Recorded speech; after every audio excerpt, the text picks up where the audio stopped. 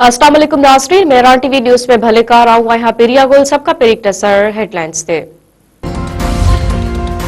कराची गुल प्लाज़ा साने में फौतन जंग वधी चोड़ा थी वियो। 33 कलाकनि बाद बाहि ते ज़ाब्तो बल्बो हटाइण जो कम जारी। सर्च ऑपरेशन दौरान वधीक 8 ॼणनि जा लाश हथ, ॿारड़ी समेत 3 ॼणनि जा उज़वा मिलिया। 59 माण्हू अञा लापता, ॻोल्हा जारी। 18 खां वधीक ज़ख़्मी अस्पताल मुंतकिल। रेस्क्यू अमले जो चवण आहे त इमारत ज़बूं थी वई आहे, अंदर घणो वक़्तु नथो बीह सघिजे।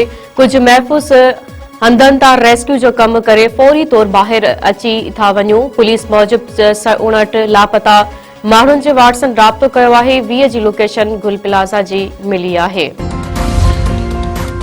गुल प्लाज़ा वाक़े जे सोक में अॼु कराची जी मार्केटूं बंदि। वापारी अॻवाननि जो चवण आहे त गुल प्लाज़ा में बाहि सां अरबे रुपयनि जो नुक़सान थियो आहे।